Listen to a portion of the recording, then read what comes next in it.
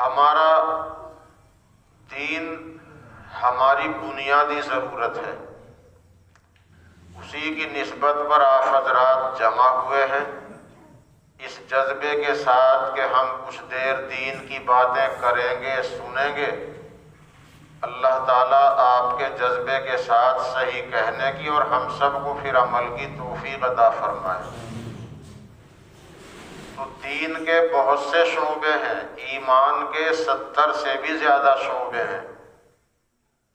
آج کی مجلس میں تو ایک 2-3-4 چیزوں کے متعلق تو بات ہو جانی ہی چاہیے، باقی اللہ توفیق دے گا انشاءاللہ پھر آئندہ سے ہی۔ ایک بات تو یہ ہے کہ دین یہ ہماری سب کی بنیادی ضرورت ہے، اور اس کا احساس سرکار دو عالم صلی اللہ علیہ وسلم کے گھر والوں کو بھی تھا، جن کے بستروں پر قرآن کی آیتیں نازل ہوئیں، جن کے گھر میں اللہ کا دین مکمل اترا، وہ بھی اپنے آپ کو دین کا محتاج سمجھتے تھے اور دین کو اپنی ضرورت سمجھتے تھے۔ ایسے صحابہ کرام کے بہت سے واقعات ہیں، لیکن میں آج ایک واقعہ سناتا ہوں۔ حضرت فاطمہ رضی اللہ تعالی عنہا رسول پاک صلی اللہ علیہ وسلم کی چھوٹی اور چہیتی بیٹی ہیں۔ 4 بیٹیاں تھیں، زینب، رقیہ، ام کلثوم اور فاطمہ۔ رافضیوں نے تو یہ چرچا کیا ہے کہ بیٹی 4 نہیں، ایک ہی تھی، حضرت فاطمہ۔ چنانچہ کچھ نہ کچھ اثر ہم سنیوں پر بھی اس کا تھا، اور ہمارے خطبوں میں بھی نام ایک ہی بیٹی کا آتا ہے۔ جب شادیاں ہوتی ہیں تو ایک ہی بیٹی کے مہر کا ذکر آتا ہے، مہر فاطمی، اور کوئی سی بڑی بیٹی کے مہر کا ہم ذکر نہیں کرتے۔ جیسے رافضیوں نے حضرت حسن حسین کو تو جانا ہے، تیسرے بھائی کو نہیں جانا، محسن۔ اسی طرح رافضیوں نے حضرت علی رضی اللہ تعالی عنہ کی بس پاک بیوی حضرت فاطمہ کو تو جانا ہے، لیکن حضور کی نواسی امامہ جو بڑی بیٹی کی لڑکی تھی زینب کی، وہ حضرت علی کے نکاح میں آئی ہے حضرت فاطمہ کے بعد، اور اس سے بھی اولاد ہوئی، اس کا کوئی چرچا نہیں کرتے۔ کیوں چرچا کریں گے تو پھر زینب کو بھی حضور کی بیٹی ماننا پڑے گا۔ خیر، یہ تو پاک بستی ہے، یہاں اس طرح کی چیزیں نہیں ہیں، اس لیے اس میں وقت زیادہ خرچ نہیں کرنا۔ حضرت فاطمہ رضی اللہ تعالی عنہا بلکہ ماشاءاللہ نمبردار تو کئی خرافات سے پاک ہیں، بس ایک گاؤں میں کچھ خرافات سی ملتی ہے تھوڑی تھوڑی، ورنہ نمبرداروں کی برادری کو اللہ نے ان خرافات سے پاک رکھا ہے۔ تو اس لیے یعنی شیعہ نہیں ملتے، اسی طرح بریلویت، اگرچہ ہم بریلوی دیوبندی، ہم حنفی ہیں، سنی ہیں، ایک ہی طبقہ ہے، لیکن یہ اختلاف بھی نمبرداروں میں بہت کم دیکھنے کو 1-2 جگہ ملا ہے، اس لیے یہاں اس میں وقت خرچ کرنے کی ضرورت نہیں۔ حضرت فاطمہ رضی اللہ تعالی عنہا حضور پاک صلی اللہ علیہ وسلم کی بیٹی ہیں، چہیتی بیٹی ہیں، اور چہیتی بیٹی اس لیے کہ وہ حضور کے مشابہ تھیں، چال ڈھال میں بھی اور شکل شباہت میں بھی، اور باقی 3 بیٹیاں حضور صلی اللہ علیہ وسلم کی زندگی میں ہی اللہ کو پیاری ہو گئی۔ حضرت فاطمہ آپ کی وفات کے 6 مہینے بعد تک زندہ رہی، اس لیے زیادہ واقعات ان کے ملتے ہیں۔ اور 4 لڑکے ہوئے وہ بھی فوت ہو گئے، 17 مہینے سے زیادہ کسی کی عمر نہیں ہوئی، اور یہ 4 بیٹیوں میں سے 3 آپ کی زندگی میں آپ کے سامنے دنیا سے رخصت ہو گئیں۔ لے دے کر حضرت فاطمہ اکیلی اولاد بچی، تو ساری محبت جو کچھ اولاد سے ہو سکتی ہے وہ حضرت فاطمہ سے تھی۔ محبت اتنی تھی کہ جب حضور پاک صلی اللہ علیہ وسلم سفر میں جاتے تو پہلے اپنے 10 گھروں میں جاتے، 10 بیویاں تھیں اس وقت، ایک کا انتقال ہو چکا تھا، اور بعد میں حضرت فاطمہ سے ملتے۔ جب واپس آتے تو پہلے مسجد میں آتے، اس کے بعد پھر حضرت فاطمہ سے ملتے، پھر اپنے گھروں میں جاتے۔ یہ ثابت کرتے تھے کہ مجھے فاطمہ سے اتنا تعلق ہے کہ جاتے ٹائم سب سے بعد میں اس سے مل کے گیا تھا، اور آنے کے بعد مسجد کی حاضری پہلے، اس کے بعد فاطمہ سے ملا ہوں تاکہ جدائی کا ٹائم اوروں سے کم رہے۔ اور جب حضرت فاطمہ رضی اللہ تعالی عنہا کی شادی کی تو حضرت علی کا مکان کچھ فاصلے سے تھا، تو حضور پاک صلی اللہ علیہ وسلم نے حضرت حارثہ ایک صحابی ہیں ان سے فرمایا کہ میں چاہتا ہوں کہ میری بیٹی فاطمہ میرے قریب رہے، آپ کے کئی مکان ہیں، اپنا ایک مکان علی کو دے دو اور علی کے مکان کو تم رکھ لو۔ تو حضرت حارثہ رضی اللہ عنہ نے اپنا ایک مکان حضور کے مکان سے ملا ہوا اپنے واسطے رکھا اور دوسرا حضرت علی کو دے دیا۔ لیکن حضور صلی اللہ علیہ وسلم ایک دن مجلس میں کہنے لگے کہ میں چاہتا تھا کہ میری بیٹی فاطمہ میرے اور قریب ہو، لیکن بیچ میں جن کا مکان ہے ان سے ایک مرتبہ مکان کا تبادلہ کر چکا ہوں، اب مجھے کہتے ہوئے شرم آتی ہے۔ کسی نے جا کر کہہ دیا حضرت حارثہ کو کہ حضور صلی اللہ علیہ وسلم حضرت فاطمہ کو اور قریب کرنا چاہتے ہیں لیکن آپ سے نہیں کہیں گے۔ وہ شرماتے ہیں۔ حدیث میں ہے کہ حضور کا مزاج نئی نویلی دلہن سے بھی زیادہ شرمیلا تھا، اسی لیے فرمایا شرم و حیا ایمان کا حصہ ہے۔ تو حضرت حارثہ آئے، کہنے لگے یا رسول اللہ صلی اللہ علیہ وسلم، میں چاہتا تھا کہ میرا مکان آپ کے مکان کے قریب رہے، اس لیے کہ پڑوس اچھا ہو، اس کی کوئی قیمت نہیں۔ ایک بزرگ گزرے ہیں حضرت عبداللہ ابن مبارک رحمۃ اللہ علیہ، 6 مہینے علم حدیث پڑھتے پڑھاتے تھے، 6 مہینے جہاد اور اللہ کے راستے میں۔ ایک یہودی ان کے پڑوس میں بستا تھا، وہ اپنا مکان بیچنے لگا اور مکان کی قیمت پڑوس کے مکانوں سے ڈبل بتائی یا 1.5 گنی بتائی۔ خریدنے والے نے کہا یہودی سے کہ یہ پڑوس کے مکان تو اس بھاؤ بکے ہیں، آپ اپنے مکان کی قیمت اتنی زیادہ کیوں مانگ رہے ہیں؟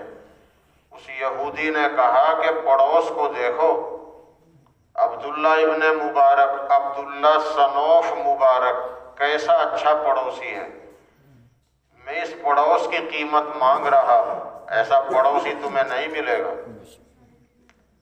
تو اب ہمارے لیے اس واقعے کو سن کر یہ ضروری ہے کہ ہم اچھے پڑوسی بننے کی کوشش کریں، یہ نہ سمجھے دوسرا اچھا بنے میں اچھا بنوں، اس لیے کہ جب تک ہم اچھے نہیں ہوں گے، اچھے پڑوسی نہیں ہوں گے تو ہمارا ایمان مکمل نہیں۔ حدیث میں ہے اس کا ایمان مکمل نہیں جس کے پڑوسیوں کو اس سے تکلیف پہنچ رہی ہو، پڑوسی دکھی ہو، کسی بھی چیز سے دکھی ہو، تو ایمان مکمل نہیں۔ اس سلسلے کی حدیثیں زیادہ سنانے کا وقت نہیں، بس اتنی بات کافی ہے ہمارے لیے کہ ہم اچھے پڑوسی بننے کی کوشش کریں۔ ایمان مکمل تبھی ہوگا۔ حدیث میں ہے کہ اگر پڑوسی کو پڑوسی پر بھروسہ نہیں کہ میں گھر سے کہیں چلا جاؤں، میری عزت، میری بیٹی، میری بہو، میری لڑکی میرے بعد میرے رہنے سے بھی زیادہ محفوظ رہے گی۔ اگر میرے پڑوسی کو مجھ پر اتنا بھروسہ ہے کہ میں باہر چلا جاؤں گا، میری عزت میرے بعد میرے پڑوسی کی وجہ سے اس سے بھی زیادہ محفوظ رہے گی جتنی میرے سامنے محفوظ رہتی ہے، تو سمجھو میرا ایمان مکمل ہے اگر پڑوسی کو مجھ پر اتنا بھروسہ ہے۔ تو حضرت حارثہ نے کہا، یا رسول اللہ صلی اللہ علیہ وسلم، میں چاہتا تھا کہ میرا مکان آپ کے مکان کے قریب رہے، مگر آپ چاہتے ہیں کہ فاطمہ اور قریب آ جائے، تو میری چاہت آپ کی چاہتوں پر قربان، اب مجھے فاطمہ کے رہنے سے زیادہ خوشی ہوگی اپنے رہنے کی نہیں۔ آپ فاطمہ سے کہہ دیجئے اپنا سامان ادھر رکھ لیں۔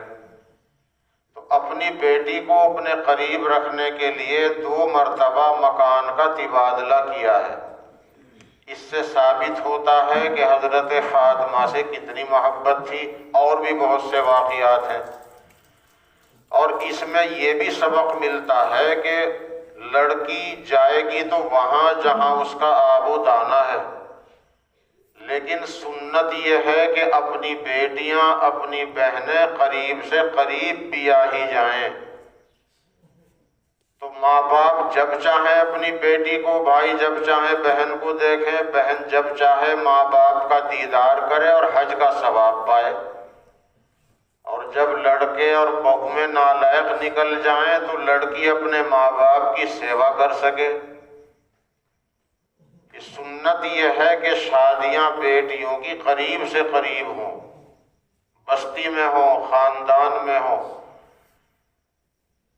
جہالت کے ساتھ ان رشتوں میں بگاڑ جلدی آتا ہے۔ ہم جہالت کو دور کریں گے تو یہ سنت اگر زندہ ہو جائے تو گاؤں بستی میں پھر تفرقہ کم ہوتا ہے، سب رشتہ دار بن جاتے ہیں، آپ میرے رشتہ دار، وہ آپ کے رشتہ دار، اسی طرح سب رشتہ داری کے جال میں جب بنے جاتے ہیں تو لڑائی جھگڑوں میں کمی آ جاتی ہے۔ تو بچیوں کو قریب سے قریب رکھنا یہ نبی کی سنت میں ہے۔ حضرت فاطمہ رضی اللہ تعالی عنہ قریب آ گئیں۔ جب رسول پاک صلی اللہ علیہ وسلم دنیا سے پردہ کرنے والے تھے تو آپ کی پاک بیویاں آپ کے پاس بیٹھی تھی، حضرت فاطمہ بھی بیٹھی تھیں۔ آپ نے فاطمہ کو قریب بلایا، ان کے کان میں ایک بات کہی تو حضرت فاطمہ رونے لگی۔ تھوڑی دیر میں پھر قریب کر کے ایک بات کہی تو ان کا چہرہ کھل گیا۔ پھر حضور صلی اللہ علیہ وسلم نے دنیا سے پردہ فرما لیا۔ بعد میں حضرت عائشہ نے پوچھا کہ بیٹی فاطمہ وہ بات کیا تھی اگر بتانے کے قابل ہو؟ اس لیے کہ ان میں یہ جذبہ تھا کہ دین کی بات ہمیں بھی معلوم ہو جائے، کیا خبر وہ ہمارے کام کی ہو، اگر بتانے کی ہے تو بتا دیجئے۔ تو حضرت فاطمہ نے بتا دیا کہ پہلے تو ابا جان نے مجھے یہ بتایا تھا کہ میرے دنیا سے جانے کا ٹائم قریب آ چکا تو میں رونے لگی، اور پھر دوبارہ مجھ کو یہ خبر دی کہ بیٹی خاندان میں سے سب سے پہلے تم ہی میرے پاس آؤ گی۔ تو 6 مہینے بعد ان کی وفات ہوئی۔ تو دیکھو موت کی جلدی خبر تھی کہ جلدی تمہارا ہی انتقال ہوگا، مگر ابا سے ملنے کی خوشی، چہرہ کھل گیا۔ یہ حضرت فاطمہ رضی اللہ عنہا اتنی پیاری بیٹی ہیں، اور حضرت حسن حسین کبھی رونے کی آواز سنی تو حضور نے کہہ دیا بیٹی انہیں رلایا نہ کرو، میں ان کی رونے کی آواز نہیں سننا چاہتا، اس لیے کہ جو محبت اولاد سے ہو سکتی تھی وہ اب ان سے تھی، کیونکہ اور تو کوئی اولاد تھی نہیں۔ جیسے دادا کو پوتوں سے بڑی محبت ہوتی ہے، یوں کہیں سود سے زیادہ محبت ہو اصل کے مقابلے میں، تو حضرت فاطمہ رضی اللہ عنہا اتنی پیاری بیٹی، اور شادی کس کے ساتھ کی؟ حضرت علی کے ساتھ، جن کے پاس مہر ادا کرنے کے لیے معلوم کرنا پڑا کہ علی مہر ادا کرنے کے لیے کچھ ہے۔ ہمارے یہاں تو مہر نکاح کی مجلس میں طے ہوتا ہے، رجسٹر بھر لیتے ہیں، پہلے ہی بھر لینا چاہیے، فرصت میں بڑھنا چاہیے۔ بہت مرتبہ ہر سیزن میں نکاحوں میں گڑبڑ ہوتی ہے۔ 2-3 لڑکیوں کا نکاح تھا، نام غلط لے دیا، چھوٹی کا بڑے سے کر دیا اور بڑی کا چھوٹے سے کر دیا۔ تو یہ کام جو سب سے پہلا ہے، یہ سے فرصت میں بڑھنا چاہیے، کیونکہ نکاح کی مجلس میں اصل گھر والے ہوتے نہیں، بہت سو کو لڑکیوں کے نام یاد نہیں ہوتے۔ ہر سیزن میں مسئلہ آتا ہے، ابھی 10 دن پہلے بھی آیا ہے۔ تو ہمارے ہاں مہر بعد میں طے ہوتا ہے۔ بہتر تو یہ ہے کہ مہر بھی اس ٹائم طے ہو جب ہم گاڑی طے کر رہے ہیں، کار طے کر رہے ہیں، موٹر سائیکل اور فلاں چیزیں طے کر رہے ہیں، تو مہر بھی اس وقت طے ہو۔ پھر لڑکی سے جب اجازت لی جائے تو بتایا جائے تیرا نکاح ہم اتنے پر فلاں کے ساتھ کر رہے ہیں، کیا تمہاری اجازت ہے؟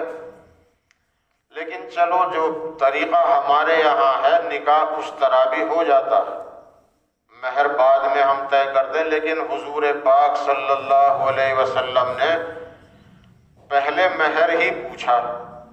جب حضرت علی نے درخواست کی، پیغام دیا نکاح کا، تو آپ نے پہلے پوچھا مہر ادا کرنے کے لیے کیا ہے؟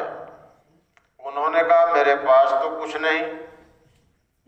یہ تو 10 برس کے تھے جب حضور ہی کے پاس آ گئے تھے۔ آپ نے فرمایا وہ فلاں لڑائی کے موقع پر ایک جاکٹ لوہے کی تمہیں ملی تھی، وہ کیا ہوئی؟ انہوں نے کہا وہ میرے پاس رکھی ہے۔ تو آپ نے منگائی، نیلام کرایا، اور اس پیسے سے گھر کی ضرورت کا سامان خریدا، کچھ کپڑا، کچھ خوشبو، کچھ مہر کے لیے رکھا۔ جہیز کچھ نہیں تھا، یہ جہیز تو ہندوانی رسم ہے۔ اصل تو باپ کے مرنے کے بعد لڑکی کا وہ حق ہے جو اس کے پہننے کی جوتیوں میں بھی ہے، اس کے بدن سے جو کپڑے اترے ہیں، جو صحیح اتر گئے، یا جو کپڑے ابا کے رکھے ہیں پہننے کے، لڑکی کا حق ان میں بھی ہے۔ جو چادر ہم کفن کے اوپر ڈال کے لے جاتے ہیں، اس چادر میں بھی لڑکی کا حق ہے، ہم اسے قبر پہ ڈال دیتے ہیں۔ تو اصل تو یہ ثابت کرنا ہے کہ ہم دین کے کتنے محتاج ہیں۔ وہ جو کفن کے اوپر کی چادر ہے، وہ کفن کا حصہ نہیں، وہ جو چارپائی کے اوپر الگ سے ڈالتے ہیں، وہ کفن کا حصہ نہیں ہے۔ اس چادر کو ہم گھر سے کوئی بھی اوڑھنے کی چادر یا پاک تہبند ڈال کے لے جائیں، اپنے کو واپس لے آئیں۔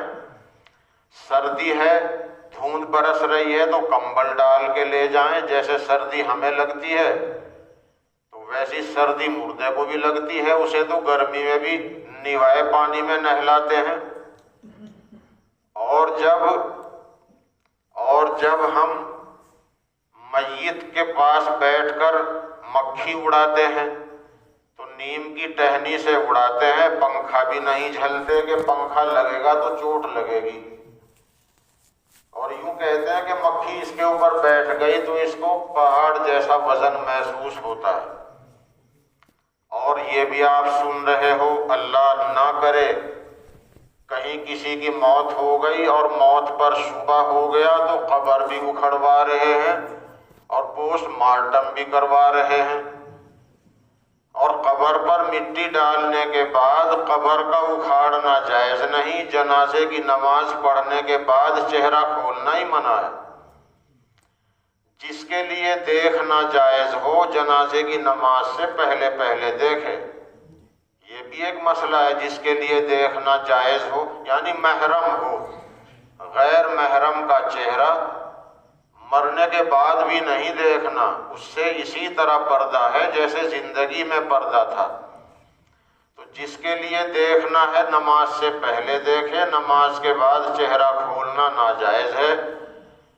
اور کبھی کبھار کوئی خاص آدمی دیر سے آیا، نماز ہو چکی ہے تو خیر اسے دکھا دے، لیکن قبر میں رکھنے کے بعد چہرے سے کپڑا ہٹانا ہرگز جائز نہیں۔ قبر دوسری دنیا ہے، جب ہم نے مردے کو قبر میں رکھ دیا، دوسری دنیا کے حوالے کر دیا، اب چہرہ نہیں کھولا جائے گا، نہ قبر جھنکائیں گے، نہ کسی اولاد کو دکھائیں گے، نہ ماں باپ کو دکھائیں گے، اور بند کھول دیں گے اور میت کو داہنی کروٹ پہ لٹائیں گے، جو ہم نہیں کرتے۔ اس واجب اور اس سنت کو اب تک بھی زندہ نہیں کر سکے۔ داہنی کروٹ پہ دیوار سے لگا کر لٹانا ضروری ہے۔ بہشتی زیور میں پڑھ کے دیکھ لیجئے گا، یا تو واجب ہے یا سنت۔ سیدھا لٹا کر چہرہ گھما دینا یہ کافی نہیں۔ یہ کتنا بڑا کام ہے جو اب تک ہمارے یہاں زندہ نہیں ہو سکا۔ اللہ تعالیٰ قبول فرمائے۔ تو اب جنازے کے اوپر کی جو چادر ہے وہ چادر کفن کا حصہ نہیں۔ اگر سردی ہے تو اپنے گھر کی کوئی بھی موٹی سی چادر ڈال کے لے جائیں، واپس لے آئیں۔ اور اگر ہم نے اپنے پاس سے کفن ڈالا ہے تو ہم اس کے مالک ہیں، ہم مالک ہیں، ہم نے کفن خریدا، ہم نے ہی چادر خریدی، ہم چاہیں تو ضرورت میں قبر پہ بھی ڈال سکتے ہیں۔ اور اگر مرنے والے کے پیسے سے کفن خریدا ہے تو اول تو یہ غلط کیا کہ اوپر کی چادر اس کے پیسے سے خریدی، اس کے پیسے کو فضول خرچ کر دیا، یعنی کفن اس کی ضرورت تھی، وہ اوپر کی چادر اس کی ضرورت میں شامل نہیں، تو پہلی غلطی تو یہ ہوئی۔ اور پھر اگر اسی کے پیسے سے وہ چادر خریدی گئی ہے تو اس میں اس کے بالغ نابالغ سارے وارثوں کا حق ہے، اس کی بیوہ کا حق ہے، اس کی لڑکیوں کا حق ہے، نابالغ بچے ہوں تو ان کا بھی حق ہے، اس کے ماں باپ زندہ ہوں تو ان کا بھی حق ہے۔ اب ہم بیٹے ہیں، ہم نے بغیر پوچھے گنے یا شوہر ہیں، ہم نے وہ چادر قبر پہ ڈال دی، دوسرے وارثوں کی اجازت نہیں لی، اور نابالغ وارث ہو تو اس کی اجازت کا بھی اعتبار نہیں، جب تک اس کا حصہ تقسیم کر کے الگ نہ کر دیں۔ تو یہ بات میں نے اس لیے عرض کی تاکہ ہم یہ سمجھیں بھائی مسئلے تو بہت باریک ہیں اور یہ تو ہماری ضرورت ہے۔ تو حضرت فاطمہ رضی اللہ تعالی عنہا کو جہیز وغیرہ کچھ نہیں دیا، ہم چاہے کتنی بڑی کار دے دیں، سب کچھ دے دیں، اور مرنے کے بعد لڑکی کو اس کا حق نہ دیں تو جہیز یا بھات دے کر اللہ کے یہاں دینے والے نہیں کہلائیں گے، ہم نہ دہندوں میں لکھے جائیں گے، مر کھپ لیے مرنا پھر بھی ذمہ رہے گا۔ حساب جہیز کا تو اس حساب سے نہیں ہوگا تم نے جہیز کیوں نہیں دیا، اگر وہ حق نہیں دیا اس کا حساب ضرور ہوگا۔ اور یہ پوری قوم کو مل کر سوچنے کی ضرورت ہے۔ اس لیے اگر ہم وہ فرض ادا کرنے لگیں تو ان خرافات سے جان بچ سکتی ہے۔ خیر، آٹا پیسنے کی چکی اور ایک چارپائی، گدا، تکیا، پانی رکھنے کے لیے گھڑا، پانی لانے کے لیے مشک، یہ چیزیں دے دی۔ اگر حضور اپنے پاس سے گھڑا دیتے تو آج فریج دینے کا جواز نکل گیا تھا کہ وہ زمانہ گھڑے کا تھا، آج زمانہ فریج کا ہے، لیکن وہ گھڑا تو آپ نے حضرت علی کے پیسے سے دیا تھا، کیونکہ جب دلہن گھر آ رہی ہے تو اس کا کھانا پینا، پہننا اوڑھنا یہ شوہر کے ذمے ہے، بس دوائی کی ذمہ داری شوہر کی نہیں۔ لیکن بہت سے کام بیوی کے ذمے نہیں، وہ کرتی ہے، جیسے ہمارے بچے کو دودھ پلانا، جیسے کھانا پکا کے دینا، اس کی ذمہ داری نہیں، وہ کرتی ہے، تو اس کی بیماری میں ہم بھی خرچ کر دیں۔ اللہ تعالیٰ اس کی ہمت دے اور اللہ بیماریوں سے بچائے۔ لیکن پہننے کا خرچ، کھانے پینے کا خرچ تو شوہر کے ذمہ ہے، اور ہماری لڑکیاں برتن، کھانے پکانے کے برتن، پہننے اوڑھنے کے کپڑے، حتیٰ کے لحاف، گدا اور 1-2 ٹائم کا پکا ہوا کھانا بھی ساتھ لے کے آتی ہے۔ چمٹا، توا، تگاری سب ماں باپ کے ذمے رکھ دیا، جبکہ وہ شوہر کی ذمہ داری ہے۔ اس پر عمل کے لیے ہم لوگ تیار ہوں تو انشاءاللہ بہت کچھ سدھار قوم میں آئے گا۔ خیر، حضرت فاطمہ کا نکاح کیا حضرت علی کے ساتھ، ایسے غریب آدمی کے ساتھ کہ جن کے پاس مہر ادا کرنے کے لیے اس وقت کچھ نہیں تھا۔ کیوں؟ رشتہ داری کے لیے دین کو دیکھنا ہے، تقوی پرہیزگاری کو دیکھنا ہے، دینداری کو دیکھنا ہے۔ حضرت علی رضی اللہ تعالیٰ عنہ کے یہاں بار بار فاقے کی نوبت آتی تھی۔ ان کے فاقے کے واقعات بہت سے ہیں، لیکن اب میں ایک ہی واقعہ سناؤں گا۔ ایک دن حضرت فاطمہ بھی بھوکی، حسن حسین بھی بھوکے، جن کو کندھے پہ بٹھایا، جن کو کمر پہ بٹھا کر حضور گھوڑا بن کے چلے، اور حضرت علی بھی بھوکے۔ تو حضرت فاطمہ رضی اللہ عنہا رسول پاک صلی اللہ علیہ وسلم کے پاس آئی۔ ہم اس سے یہ نہ سمجھے جیسے آج کے لڑکے یوں کہہ دیں کہ جا اپنے گھر جا اور اتنے پیسے لا، اور میرے ساٹھو کو یہ دیا ہے اور مجھے یہ نہیں دیا تھا، جا ان سے مطالبہ کر، یا مجھے ضرورت ہے اپنے وہاں سے لے کے آ۔ یہ نہیں، حضرت علی نے صرف اپنا گھر سمجھ کر، اپنے سرپرست سمجھ کر کہا کہ اگر ابا کے یہاں کچھ رکھا ہو تو لے آؤ، بچے بھوکے ہیں، میں بھی بھوکا، آپ بھی بھوکی ہیں۔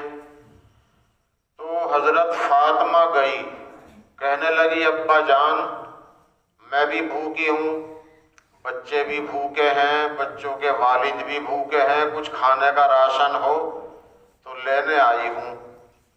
آپ اندازہ لگائیے کہ جس بیٹی سے اتنی محبت ہو، اس بیٹی کا کھانے پینے کا انتظام کرنا چاہیے تھا، لیکن ابا کہہ رہے ہیں بیٹی 100 بکریاں ہیں، یا تو 5 بکری لے جاؤ یا 5 کلمے یاد کر لو۔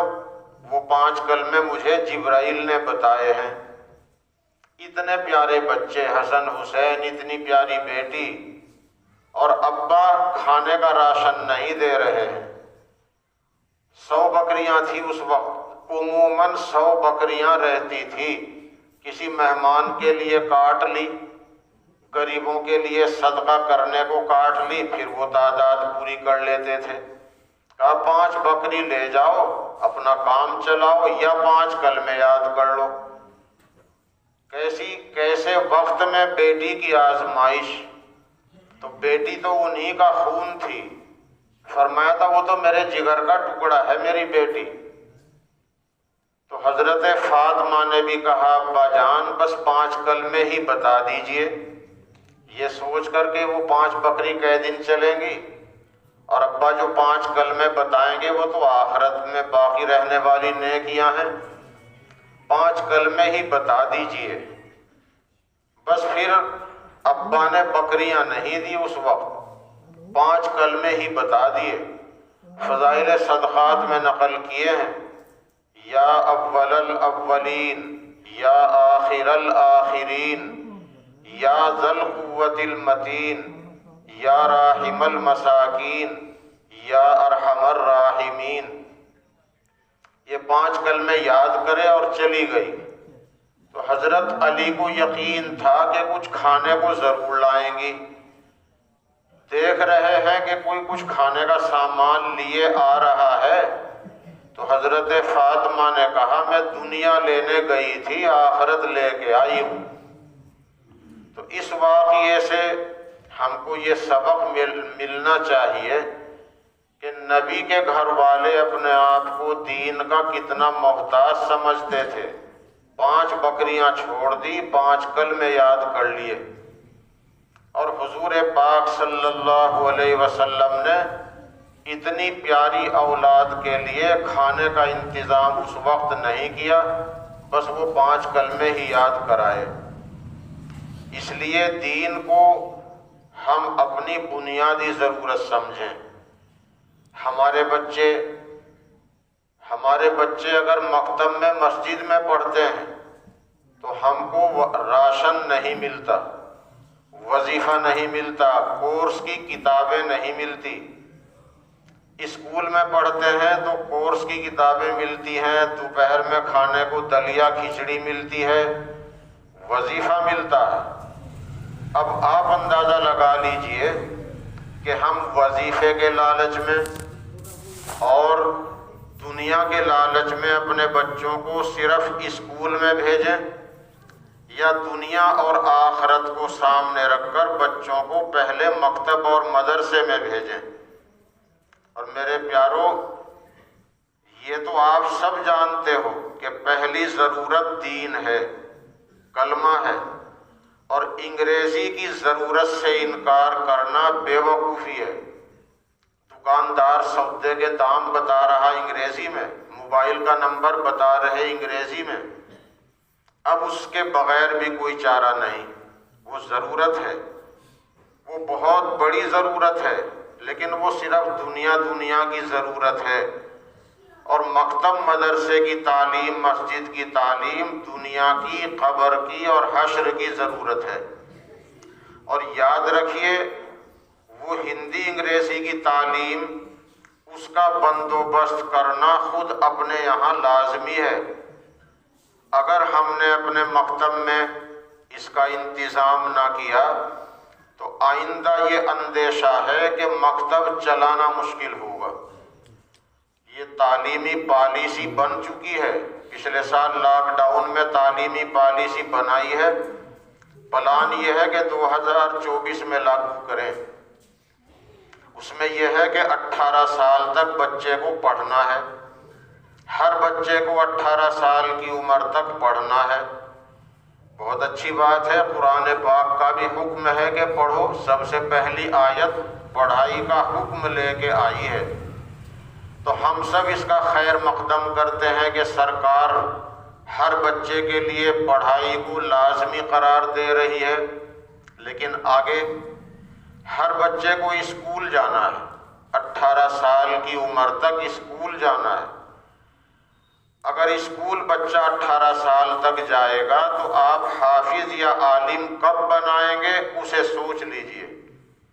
اور کیا حافظ عالم بنانا یہ ہماری ضرورت نہیں؟ مسجد کا امام، مسائل بتانے والا عالم، کیا یہ قوم کی ضرورت نہیں؟ تو 18 سال کے بعد بچہ اگر چاہے ادھر ڈگریاں چھوڑ کر آئے تو عالم بن جائے، حافظ بن جائے، مشکل ہوگا۔ اس لیے وہ تعلیم ہمارے مدرسے میں ہو، ہم اپنے مدرسے کو یہ کہہ سکیں کہ یہ بھی اسکول ہے، ہم یہاں قرآن بھی پڑھاتے ہیں، مذہب بھی سکھاتے ہیں، ہم انسانیت بھی سکھاتے ہیں، ہندی انگریزی بھی پڑھاتے ہیں، یہ بھی اسکول ہی ہے۔ تو مدرسہ چل پائے گا، ورنہ مدرسہ نہیں چلے گا۔ سرکار کہہ رہی ہے کہ بچے کو اسکول میں پڑھنا ہے، وہ ہماری تعلیم کو تعلیم نہیں مانتی۔ اگر ہم مدرسے میں انتظام کریں گے تو دونوں کام ہو پائیں گے، اور اسکول میں جانے والے بچے کو سوریہ نمسکار کرنی پڑے گی، सूर्य नमस्कार, सूरज को देवता मान के नमस्कार करेगा तो ईमान कैसे बचेगा? और यही असल सरमाया है मुसलमान के पास। और दौलत तो गैर भाइयों के पास ज़्यादा है। ईमान वाले का असल सरमाया ईमान है, और ईमान ही के लिए ख़तरात पैदा किए जा रहे हैं। आप समझ लीजिए, जब कानून आएगा कि हर बच्चे को स्कूल जाना है, सूर्य नमस्कार करनी है, तो जब सूरज को देवता मान लिया है तो ईमान कैसे बचा? शिर्क में मुब्तला हो जाएगा। इसलिए हिंदी अंग्रेजी का इंतज़ाम अपने यहाँ करना ज़रूरी है, और वो ज़रूरत है। अभी एक मुसलमान डॉक्टर मसला पूछ रहा था कि मेरी ड्यूटी एक हस्पताल में है और आईसीयू में मेरी ड्यूटी रहती है, और डॉक्टरों का मामला यह है कि मरीज़ के लिए 3100 रुपये का इंजेक्शन मंगाते हैं, उसे रख देते हैं, 70 रुपये वाला इंजेक्शन लगवाते हैं, और मरीज़ के आदमी लाए बाहर से 3100 रुपये का, वो रख लिया, 70 रुपये का लगा दिया, फिर ये इंजेक्शन बाहर जाके बिक जाते हैं। तो ये तो डकैती है। न जाने मरीज बेचारा मौत और जिंदगी से लड़ रहा, गरीब है, इलाज को पैसा नहीं, डॉक्टर ये कर रहे हैं। वो कह रहा था मैं क्या करूं? मैंने कहा आपका शिकायत करने से काम चलता हो तो कर दीजिए, और अगर आवा का आवा ही खराब हो, बस अपनी मुलाजमत बचाइए और जितना हो सके इंसानों की हमदर्दी करते रहिए। इससे साबित हो रहा कि मुसलमान की ज़रूरत है हिंदी अंग्रेजी पढ़कर डॉक्टर बने, अफसर बने, अल्लाह के बंदों की सेवा करे, सब लोगों को एक आंख से देखे, हिंदू मुस्लिम सब भाई भाई हैं, ऐसे अफसर पैदा हों। इसलिए मेरे प्यारों, वो ज़रूरत है। अब उस ज़रूरत को पूरा कैसे किया जाए? अगर हम अपने मदरसे में इंतज़ाम नहीं करेंगे तो अब आगे ईमान का ख़तरा, और ईमान के ख़तरात तो हमने और भी पैदा कर लिए हैं। इस वक्त हमारे समाज में कई बुराइयां ऐसी फैल रही हैं कि उन बुराइयों में मुब्तला रहने वाला ईमान पे खात्मा हो जाए बड़ा मुश्किल है। ऐसी दो बुराइयां इस वक्त मेरे जहन में हैं कि उन बुराइयों में मुब्तला होकर आदमी ईमान पे कायम नहीं रह सकता मरते टाइम। यानी खतरा है कि खात्मा ईमान पे ना हो। एक तो माँ बाप को दुखी करना, माँ बाप को सताना। माँ बाप कह रहे हैं बेटे 10 बजे घर आ जाओ, तुम आवारा लड़कों के पास ना रहा करो। आवारा लड़कों के पास रहने वाले को कभी कभी पुलिस भी ले जाती है। जैसे इतर बेचने वाले के पास बैठोगे तो खुशबू जरूर आएगी, चाहे इतर ना मिले। और लुहार की भट्टी के पास खड़े होगे तो पतंगे कपड़ों पर ना गिरे तो धुआं तो लगेगा ही। तुम रात को देर तक कहाँ रहते हो तो लड़का सुनने को तैयार नहीं। माँ बाप दुखी हैं, और किसी भी तरह माँ बाप को दुखी करने वाला ना सुखी रहेगा, और मरते टाइम कलमा नसीब होना मुश्किल है। ये सहाबा के वाक़ियात में है, सुनाऊंगा तो टाइम ज़्यादा लगेगा। दूसरी बुराई नशा है। हदीस पाक में है कि नशा करने वाला बुतों की पूजा करने वाले के मिसल है। नशा करने वाले का खात्मा ईमान पे हो बड़ा मुश्किल है। खुदा न खास्ता नशे की हालत में मौत आ गई तो क्या गारंटी है? अभी पिछले महीने में 3 वाक़िए हैं ऐसे कि नशा कर रखा था, मौत आ गई, तो क्या गारंटी है कि कलमा नसीब हुआ या नहीं? और जो नशे का आदी है, चाहे स्मैक हो, चाहे कैप्सूल इंजेक्शन हो, नशे की गोलियां हो, भांग हो, शराब हो, और वो ठंडी बियर जिसे हमारे बच्चे ताकत का टॉनिक समझ के पी रहे हैं, तो वो وہ شراب کا بدلا ہوا نام ہے۔ تو کسی بھی چیز کا نشہ، فرماتے ہیں کہ نشہ کرنے والا مرتے ٹائم ایمان سے محروم جاتا ہے، اس لیے اس برائی کو گاؤں میں نہ گھسنے دیں۔ جن ہمارے بچوں کو پتا ہے کہ فلاں دوست ایسا کر رہا، نصیحت کریں، دعا کریں، نہیں مانتا تو دوستی توڑ دیں، چھوڑ دیں، اپنے آپ کو بچائیں۔ نشے نے اور موبائل نے زندگی تباہ کر دی۔ اس موبائل میں عبادت بھی ہوتی ہے، اس موبائل میں قرآن بھی پڑھا جاتا ہے، اس موبائل میں بہت بڑے بڑے کاروبار چل رہے ہیں، بڑی بڑی سہولتیں ہیں، گھر بیٹھے پیسے منگا رہے ہیں، گھر بیٹھے پیسے بھیج رہے ہیں۔ غریب آدمی بینک تک جانے کی ہمت نہیں، سمجھدار لڑکا یہیں سے 10 روپے لے کر وہ پیسے ڈال دیتا ہے، پیسے نکال لیتا ہے۔ ہاتھ چلانا پڑا، پیر چلانا پڑا تو وہ 10 روپے لینا جائز ہے۔ اگر کچھ محنت کرنی پڑی تو بہت سہولتیں موبائل کی ہیں، لیکن اس کے اندر پاپ اور گناہ بھی اتنے ہیں جو بلاత్కాری سے کم نہیں۔ ایسے ایسے گناہ۔ رمضان میں مسئلہ پوچھ رہے ہیں کہ جی میں موبائل میں تماشا دیکھ رہا تھا اور میرے کپڑے خراب ہو گئے، میرا روزہ بچا یا نہیں بچا؟ اس سے اندازہ لگائیے۔ اب زیادہ کیا کہا جائے، سمجھدار کے لیے تو کافی ہے۔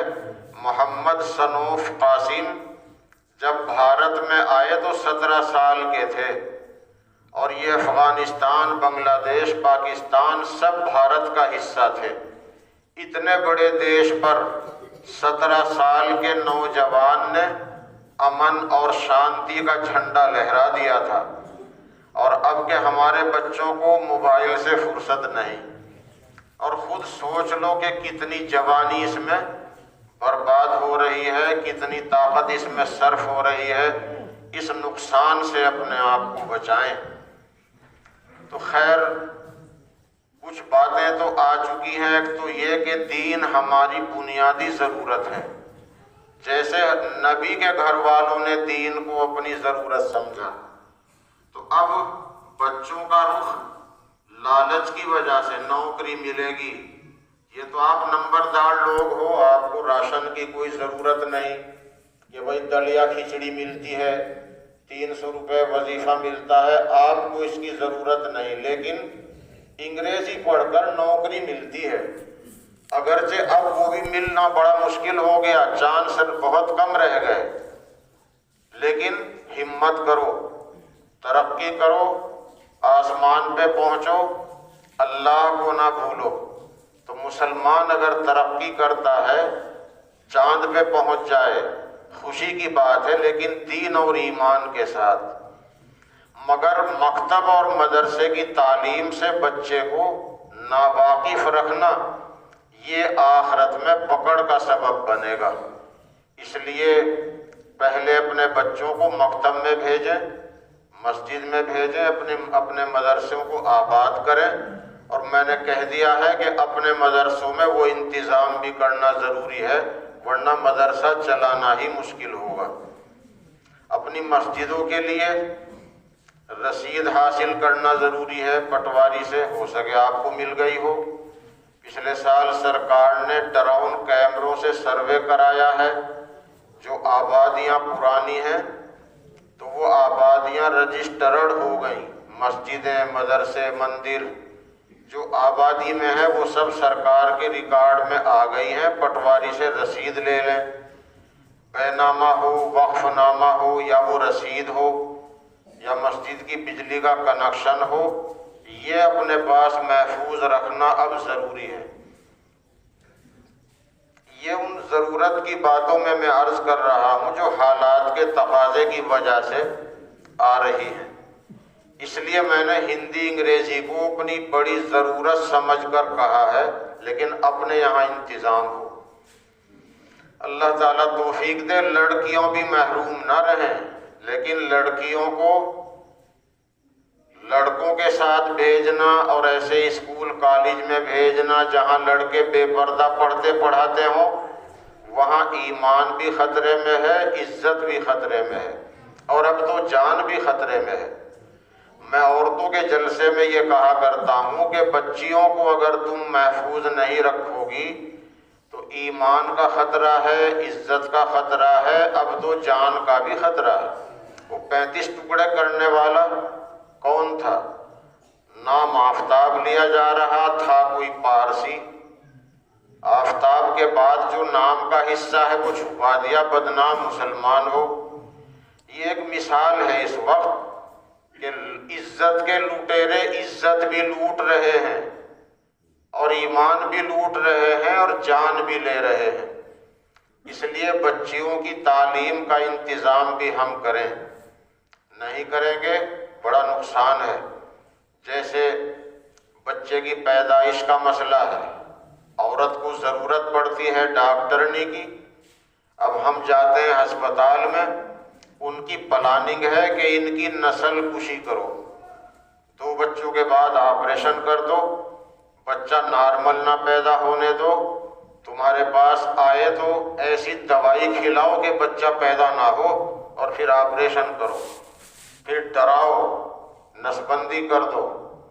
تو اگر مسلمان لڑکی ڈاکٹر ہوگی، وہ ہندو مسلم کوئی بھی مریض اس کے پاس آئے، اللہ کا خوف اس کے دل میں ہوگا اور وہ ایسا نہیں کرے گی۔ یہ ہماری ضرورت ہے، لیکن اب اس ضرورت کو پورا کرنے کے لیے کچھ نہ کچھ محنت کرنی پڑے گی۔ ڈپٹی عبد الرحیم صاحب نے 2 مدرسے قائم کیے، اب تک نام زندہ ہے۔ اس طرح اللہ کسی کو توفیق دے کچھ کام کر جائے، قوم کے لیے کچھ کام کر جائے، اللہ توفیق دے، یا ہم مل کے ہی کر جائیں، یہ ہماری قومی ملی ضرورت ہے۔ اب ہم مسلمان ہیں اور یہ پروگرام جو آپ لوگوں نے رکھا ہے، اس پروگرام کی وجہ، اس کی غرض، اس کا مقصد ہے نصیحت۔ بس تھوڑی سی دیر اور ٹھہرنا ہے۔ امام صاحب کو اللہ تعالیٰ جزائے خیر دے کہ ان کے اس جذبے کی وجہ سے آپ حضرات جمع ہو گئے اور آپ کی برکت سے ہماری بھی حاضری ہو گئی۔ یہ دین ہماری ضرورت ہے، اس کا احساس ہمارے اندر پیدا ہو گیا، اور انشاءاللہ آئندہ اور باتیں سامنے آئیں گی تو ہم سمجھیں گے کہ کاشتکاری ہو، تجارت ہو، محنت مزدوری ہو، ہم دین سے کسی بھی شعبے میں ہم ایسے نہیں کہ ہمیں اس کی ضرورت نہ ہو، ہر شعبے میں ضرورت ہے۔ آج کل کے بچے تجارت کر رہے ہیں، کیوں؟ معاف کیجئے، پردھان منتری جی نے کہہ دیا بھائی پکوڑے تلتے رہو، نوکری کی امید نہ رکھو۔ تو اب نوکری کی امید تو رہی نہیں، تو اب ہمارے بچے کاروبار کی طرف چل رہے ہیں۔ تو کاروبار میں جائز ناجائز نہیں دیکھتے، تو کاروبار میں برکت کیسے ہو اور پھر آخرت میں پکڑ سے کیسے بچیں؟ مان لیجئے میں کاروبار کر رہا ہوں، میں نے اپنے رشتہ دار یا اپنے دوست سے پیسے مانگے کہ میں کاروبار کر رہا ہوں، آپ مجھے 1 لاکھ روپیہ دیجئے، میں کاروبار میں لگاؤں گا، ہر مہینے اتنا نفع آپ کو دوں گا۔ وہ سمجھ رہا کہ میں جائز کر رہا ہوں، اور دینے والا سمجھ رہا کہ مجھے گھر بیٹھے نفع ملے گا، مگر یہ ذہن میں نہیں کہ یہ بیاج ہے۔ جو میں نے آپ سے پیسہ لیا، ادھار لیا ہے، جتنا آپ نے دیا ہے اتنا ہی واپس لینا ضروری ہے۔ اس سے فالتو آپ لیں گے، ہر مہینے لے لیں یا ایک وقت لے لیں، وہ بیاج اور سود ہے، اور بیاج حرام ہے۔ اور یہ سمجھ لیجئے، میں نے آپ سے قرضہ مانگا، میں نے نہیں کہا کہ میں آپ کو فالتو دوں گا، نہ آپ نے کہا کہ ہم فالتو لیں گے، بس قرضہ لیا ہے ٹائم پہ ادا کرنا ہے۔ میں اگر فالتو دے دوں یہ جائز ہے، نہ میں نے کہا تھا فالتو دوں گا، نہ آپ نے کہا میں فالتو لوں گا، پھر میں زیادہ دے دوں تو جائز ہے۔ اور اگر کسی ایک نے بھی فالتو لین دین کا ذکر کیا تھا تو اب فالتو لینا دینا بیاج ہے، اور حدیث میں ہے بیاج کے لینے والے پر بھی لعنت، دینے والے پر بھی لعنت، لکھنے والے پر بھی لعنت، گواہ بننے والے پر بھی لعنت۔ اس لیے بینک میں چوکیداری کی، چپڑاسی کی نوکری جائز ہے، اور دوسری نوکری جائز بھی نہیں۔ چوکیدار رہ سکتا ہے، چپڑاسی رہ سکتا ہے، لیکن جو مسلمان پہلے سے بینک میں ہے اس پہ کوئی فتویٰ نہ لگائے، وہ اپنا مسئلہ خود معلوم کرے گا، اس پہ ہم فتویٰ نہ لگائیں کہ تم بینک میں نوکری کر رہے ہو، وہ اپنا مسئلہ خود معلوم کرے۔ لیکن صاف صاف بات یہ بتائی کہ نوکری جائز ہے چپڑاسی کی اور چوکیدارے کی۔ وہ نہ لکھتا ہے، نہ گنتا ہے، نہ لیتا ہے، نہ دیتا ہے، نہ گواہ بنتا ہے۔ یہ تو اس کی برائی بتانے کے لیے سنا رہا ہوں حدیث کہ دیکھو دینا بھی گناہ ہے، لینا بھی گناہ ہے۔ اب بچے کاروبار کر رہے ہیں، ادھار لے رہے ہیں اور ہر مہینے نفع دے رہے ہیں۔ اسی طرح اور کئی چیزیں میں بتا سکتا ہوں مگر ٹائم زیادہ لگے گا۔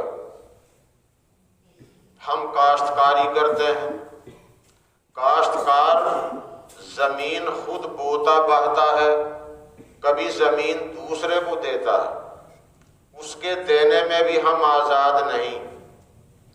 کاشتکار اگر خود اپنی زمین کو بوتا بہتا نہیں، دوسرے کو دے رہا ہے، تو اس کا طریقہ یا تو زمین کرائے پہ دے دیجئے، میری زمین ہے، مجھے پیسے کی ضرورت ہے، میں نے آپ سے پیسہ لیا، زمین سال 2 سال کے لیے آپ کو دے دی، پیداوار آپ کی، پیسہ میرے کام آیا، یہ جائز ہے۔ اگر میں نے اپنی زمین آپ کو دی، آپ سے پیسہ لیا، پھر پیسہ میں نے واپس کیا اور پیداوار بھی آپ کو مل گئی، یہ پیداوار بیاج ہے، کیونکہ یہ پیداوار آپ کو قرضے کے ساتھ ملی ہے۔ آپ نے جو مجھے قرضہ دیا تھا اس کے ساتھ ساتھ پیداوار بھی ملی، وہ بیاج ہے۔ کاشتکار اگر اپنی زمین دوسرے کو باقی پر دیتا ہے، آدھے تہائی پہ دیتا ہے، اس میں بھی ہم آزاد نہیں۔ اس کے 4 طریقے ہیں، 3 طریقے پیور ہیں، ایک طریقہ تھوڑا سا مشکوک ہے۔ کاشتکار اگر اپنی زمین آدھے تہائی پہ دے رہا ہے، اس کے 3 طریقے ہیں۔ نمبر 1، صرف زمین مالک کی، بیج، ٹریکٹر، بیل، کھاد پانی، کٹائی، خرچ دوسرے کا۔ پیداوار میں اتنا طے کرو جتنے میں دونوں کو پڑتا آ جائے، لیکن صرف زمین مالک کی ہو، باقی سب کچھ دوسرے کا۔ نمبر 2، زمین اور بیج مالک کا ہو، باقی سب کچھ ٹریکٹر یا بیل اور پانی، کھاد، کٹائی کا خرچ یہ دوسرے کا۔ پیداوار میں اتنا طے کرو جتنے میں کسی کو نقصان نہ رہے۔ نمبر 3، زمین، بیج، بیل یا ٹریکٹر یہ مالک کا، باقی سب کچھ دوسرے کا، اور پیداوار میں مناسب حصہ طے کرو جو کسی کو نقصان نہ رہے۔ یہ 3 طریقے پیور ہیں۔ چوتھا طریقہ بھی جائز ہے لیکن کم بہتر ہے۔ زمین، بیج، ٹریکٹر اور یہ آج کل جو بیل وغیرہ ہے، زمین، بیج، بیل کی جگہ ٹریکٹر، یہ چیز مالک کی اور باقی سب کچھ دوسرے کا۔ تو آپ سمجھ لیجئے کہ کتنے کاشتکار اس کے خلاف کر رہے ہیں۔ یہ میں اس لیے بتا رہا ہوں تاکہ ہم یوں سمجھیں کہ بھئی ہم کسی بھی جگہ آزاد نہیں ہیں۔ یہ شہادت گہے الفت میں قدم رکھنا ہے۔ لوگ آسان سمجھتے ہیں مسلمان ہونا، جنت خام خواہ نہیں ملے گی۔ جب ہم لوگ گاؤں میں چلتے ہیں اپنے، تو ہم دیکھتے ہیں راستے بہت تنگ کر دیے۔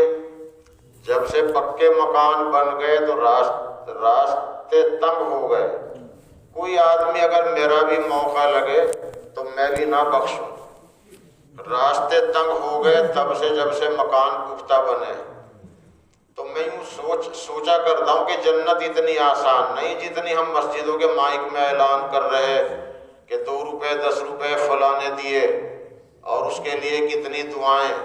جنت اتنی آسان نہیں۔ حدیث میں جو راستے میں تنگی پیدا کرے گا اس کا جہاد بھی قبول نہیں۔ جو راستے میں تنگی پیدا کرے گا، دیوار بڑھا کر، چبوترا بڑھا کر، نالی بنا کر، واہن کھڑا کر کے، ڈنگر ڈھور باندھ کر، یا کسی بھی طریقے سے راستے میں تنگی پیدا کرے گا، اس کا جہاد بھی قبول نہیں۔ یہ حدیث ہے۔ اس پر میرے ذہن میں یہ بات آتی ہے، بھائی جنت آسان نہیں ہے تو مسلمان بننا بھی کوئی آسان چیز نہیں۔ اللہ ہمیں توفیق عطا فرمائے کہ ہم پکے مسلمان ہوں۔ بس ذرا سی بات ضروری سمجھ کے اور کہتا ہوں۔ اللہ نے قرآن میں فرمایا ہے، آج مفتی صاحب نے جو پروگرام رکھا، نصیحت کرنا مقصد ہے، اللہ بھی کہتا ہے کہ نصیحت کرو۔ نصیحت ایمان والوں کو نفع دیتی ہے۔ تو نصیحت تو بہت ہو رہی ہے، تبلیغی جماعت ہے، مدرسے ہیں، علماء دین ہیں، جلسے ہیں، نصیحت تو بہت ہو رہی ہے۔ ایمان والوں کو نفع کیوں نہیں پہنچ رہا؟ کچھ نہ کچھ تو نفع پہنچتا ہے، لیکن دوسری بات یہ ہے کہ ہم اس درجے کے ایمان والے نہیں جس درجے کے ایمان والوں کو نصیحت 100% نفع دیتی ہے۔ جیسے ہم 5 روپے جیب میں ڈال کے کہیں ہم پیسے والے ہیں، لیکن 5 روپے کی کیا ویلو ہے؟ پیسے والا تو وہ ہے جو آج کل لاکھ پتی سے بھی اوپر ہو، لیکن ہیں 5 روپے بھی پیسے ہی۔ تو ہم ایمان والے ہیں، لیکن وہ ایمان ابھی ہمارا نہیں۔ جیسا ایمان ہونا چاہیے اس درجے کا ایمان جب ہو جائے تو ایک نصیحت بھی کافی ہوتی ہے۔ بس اس پر ایک آدھ واقعہ سناتا ہوں۔ حضرت عمر رضی اللہ تعالیٰ عنہ کے لیے گئی۔ اب ایسے لوگ مقابلے میں تھے جو بڑے شادر، جیسے یہودی۔ انہوں نے پلان بنایا کہ اپنی لڑکیوں کو سجا بجا کر ان مسلمان فوجیوں کے راستے میں کھڑی کر دو، اور اپنی لڑکیوں کو کہہ دو کہ لڑکیوں کو اگر کوئی مسلمان فوجی جھوٹ اشارہ کرے تو سچ مچ اس کے ساتھ چلی جانا۔ جب حضرت عمر کے جرنل کو، سپہ سالار کو یہ خبر ملی کہ دشمن نے یہ پلان بنایا ہے کہ لڑکیوں کو سجا بجا کر ہمارے راستے میں کھڑی کریں گے اور انہیں یوں ہدایت کی جائے گی کہ مسلمان فوجی بلائیں تو چلی جانا، تو ان کو بڑا خطرہ ہوا۔ یہ چیز بڑی خطرناک ہے۔ زنا کاری جس کو کہتے ہیں، بلاತ್ಕಾری جسے کہتے ہیں، یہ بڑی خطرناک ہے۔ اس سے خاندان، برادری تباہ ہو جاتی ہے۔ یوں پتہ نہیں چلتا کون کس کی اولاد، کون کس کے بڑے ہیں، کون کس کا چھوٹا ہے۔ اور اس کی جو نحوست آتی ہے محلوں میں، گاؤں بستی میں، الامان والحفیظ۔ میں آپ کو آج یہ بتاؤں گا ہی، دیر بڑی ہو رہی ہے لیکن ضرورت سمجھ کر، کیونکہ موبائل نے اس چیز کو اور بڑھا دیا ہے۔ تو حضرت عمر رضی اللہ تعالیٰ عنہ کے سپہ سالار کو جب یہ خبر ملی بہت گھبرا گئے کہ اگر ہماری فوج کا ایک آدمی بھی بہک گیا تو ہماری تباہی ہے۔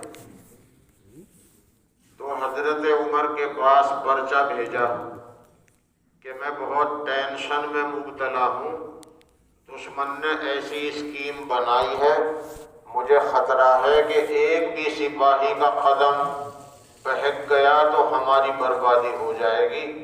وہ لڑکیوں کو سامنے لانے کا پلان بنا رہے ہیں۔ تو حضرت عمر نے جواب لکھا کہ تم ڈرو نہیں، گھبراؤ نہیں، تم ٹینشن نہ لو۔ جس روز تم اپنی فوج کو ادھر بھیجو گے تو قرآن پاک کی ایک آیت سنا کے بھیجنا۔ قرآن کی آیت ہے وَقُلْ لِلْمُؤْمِنِينَ يَغُضُّوا مِنْ أَبْصَارِهِمْ وَيَحْفَظُوا فُرُوجَهُمْ۔ اللہ نے کہا اے نبی، ایمان والے لڑکوں سے کہہ دو کہ نگاہ نیچی رکھا کرو، اپنے شرم کے حصوں کی حفاظت کرو، اور ایمان والی لڑکیوں سے کہہ دو نگاہ نیچی رکھا کریں، اپنی شرم کے حصے کی حفاظت کیا کریں۔ یہ آیت پڑھ کے سنا دینا، اپنی فوج کو بھیج دینا۔ تو بس یہ آیت سنا کر فوج کو روانہ کر دیا۔ تو تاریخ میں لکھا ہے زمین و آسمان نے ایسی جماعت انسانوں میں نہیں دیکھی۔ یہ صحابہ اور تابعین کا لشکر تھا، ایک آیت سن کر چلے اور وہ سب دشمن دنگ رہ گئے۔ ایک سے ایک لڑکی حسین و جمیل خوبصورت لباس میں ان کے واسطے ہم نے کھڑی کی ہے، مگر کوئی نظر اٹھا کے دیکھتا ہی نہیں۔ یہ چرچا ہو رہا ہے کیسے لوگ ہیں۔ تو ایک سپاہی نے نظر نیچے رکھتے ہوئے بتایا کہ ہم قرآن کی ایک آیت سن کے آئے ہیں، اس لیے ہم میں سے کوئی ان لڑکیوں کی طرف نہیں دیکھے گا۔ یہ ہے وہ ایمان کہ جن کے لیے نصیحت کافی ہو جایا کرتی تھی، ایک آیت سنائی ان کے لیے کافی۔ اللہ ہم کو بھی ایسا بنا دے۔ تھوڑی سی بات، ایسا ہی قصہ حضرت موسیٰ کے دور میں پیش آیا۔ حضرت موسیٰ علیہ السلام کے زمانے میں کوئی بڑی زبردست قوم تھی، ان کے ساتھ اللہ نے جہاد کا حکم دیا۔ تو موسیٰ علیہ السلام نے ان پر چڑھائی کا ارادہ کیا۔ ان میں ایک آدمی تھا بلعام صنوف باقورہ، یہ ولی آدمی تھا، مستجاب الدعوات تھا، اس کی دعا قبول ہوتی تھی۔ اصل میں اسم اعظم ایک دعا ہے، وہ اس کو یاد تھی۔ شیطان کہتا ہے کہ اسم اعظم میرے یاد ہے، میں اسم اعظم پڑھوں گا قیامت سے پہلے، میرے سارے گناہ معاف ہو کر میری دعا قبول ہو جائے گی۔ مگر حدیث میں ہے کہ اللہ پاک اس کے ذہن سے اسم اعظم کو نکال دے گا، وہ پڑھ نہیں پائے گا۔ اس کا مطلب یہ اگر پڑھ لے گا تو دعا قبول ہوگی، تو اللہ اسے پڑھنے نہیں دے گا۔ وہ اسم اعظم ایسی چیز ہے، اب اس کو کوئی جانتا نہیں، اس کو بھلا دیا گیا۔ اس لیے کوئی کہے کہ اللہ اسم اعظم ہے، کوئی کہے آیت الکرسی میں ہے، کوئی کہے 28ویں پارے کی دوسری سورت کی آخری 3 آیتیں ہیں، کوئی کہے لا الہ الا انت سبحانک انی کنت من الظالمین ہے، کوئی کہے الف لام میم اس میں ہے، کوئی کہے کہ قرآن کی جو تیسری سورت ہے الف لام میم اللہ لا الہ الا هو الحی القیوم، ان 2-3 آیتوں میں ہے۔ اور کسی نے یوں کہہ دیا مسلمانوں تمہارا پیٹ اسم اعظم ہے، تم حلال کھاؤ، تمہاری دعا رد نہیں ہوگی، تمہارا تو پیٹ ہی اسم اعظم ہے۔ کتنی بڑی نصیحت ہے، کیونکہ حرام کھانے والے کی دعا رد ہو جاتی ہے۔ تو وہ بلعام ابن باورہ کو اسم اعظم یاد تھا۔ اس کی قوم کے لوگ اس کے پاس آئے، کہنے لگے موسیٰ ہمارے اوپر چڑھائی کرنے والا ہے، اس کے لیے بد دعا کر دو۔ بلعام نے کہا کہ وہ نبی برحق ہے، میں اس کے لیے بد دعا کر کے برباد نہیں ہونا چاہتا۔ جب اس نے منع کر دیا تو اس کی قوم کے لوگ سونا چاندی مال و دولت لے کے آئے اور اس کے گھر میں بھر دیا، اور اس کی بیوی کو اس پر آمادہ کیا کہ اپنے شوہر کو تیار کرو، وہ ہمارے لیے دعا کر دے، موسیٰ کے لیے بد دعا۔ تو یہ مال ایسی چیز ہے، جیسے ملا مولویوں کو بھی لالچ دیا جاتا رہا، پیسے لو، وظیفے لو، مدرسوں کی فلاں امداد لو، اور یہ کرو اور وہ کرو، تو یہ ایسی چیز ہے۔ انہوں نے وہ سونا چاندی اس کو دے کر کہا کہ اپنے شوہر کو تیار کر لو، ہمارے لیے دعا کر دے۔ مال کے لالچ میں آ کر اس نے کہا چلو موسیٰ کے لیے بد دعا تو نہیں کر سکتا، لیکن ان کے لیے دعا کر دوں گا۔ تو اب اٹھا کر اپنی چادر اور ایک پہاڑ کے ٹیلے پہ پہنچا، دعا کر رہا ہے اللہ موسیٰ کو، اللہ میری قوم کو کامیابی دے، اور زبان تو اللہ کے قبضے میں ہے، تو زبان سے نکل رہا ہے اللہ موسیٰ کو کامیابی دے، اور کہنا چاہتا ہے اللہ میری قوم کو کامیابی دے، اور زبان سے نکلتا ہے اللہ موسیٰ کو کامیابی دے۔ تو اس میں اعظم پڑھ کر دعا کر رہا ہے، تو اللہ نے دعا کے الفاظ ہی بدلوا دیے۔ اب قوم کے لوگوں نے پیچھے سے مارا، کم بخت، اتنی دولت تجھے دے دی، دعا پھر بھی موسیٰ کے لیے کر رہا ہے۔ اس نے کہا کہ میں کیا کروں، میری زبان میرے قابو میں نہیں۔ پھر اس کی زبان کتے کی طرح لٹک گئی اور کتے کی طرح بھونکنے لگا۔ پھر اس نے اپنے قوم کے لوگوں سے کہا کہ دیکھو میری تو زندگی بھی گئی، آخرت بھی گئی، میں تو برباد ہو گیا۔ وہ جو مفتی صاحب مولانا فرما رہے تھے اصحاب کہف کے ساتھ لگنے والا کتا جنت میں جائے گا، وہ اسی بلعام کی صورت میں جائے گا، اور اس بلعام کو کتے کی شکل دے کر اس کو جہنم میں بھیجا جائے گا۔